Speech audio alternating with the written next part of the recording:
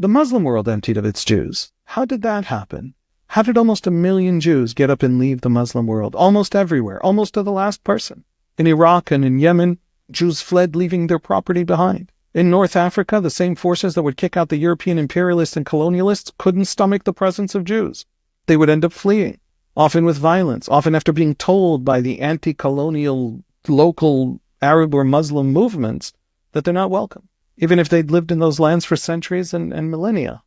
This is a contentious point because the opponents of Zionism don't want to give Zionism this slam dunk of the Arab world and the Muslim world emptying of Jews, that almost all the Jews in the most virulently anti-Zionist places on earth were made to flee.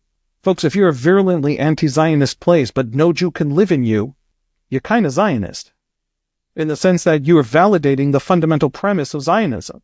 If Jews could live happily and joyfully and with equality and safety in the Arab world would have a case that Jews don't need Zionism. But they can't.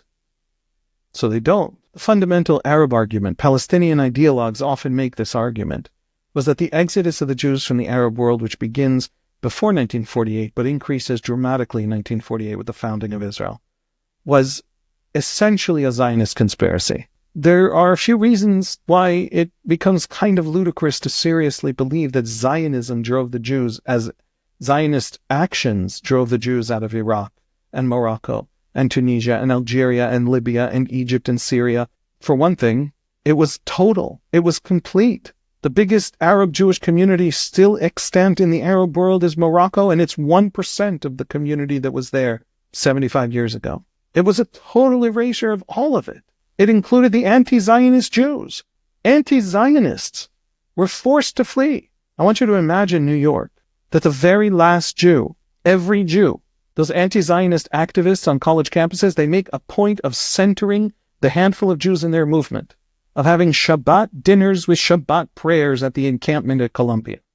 Well, now imagine a New York in which those anti-Zionist activist Jews flee New York. Now what do you know about New York?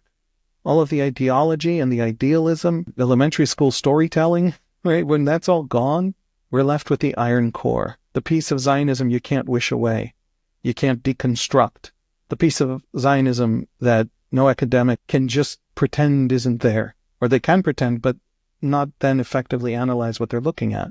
Ordinary people with nowhere else to go built Israel. They have no other place.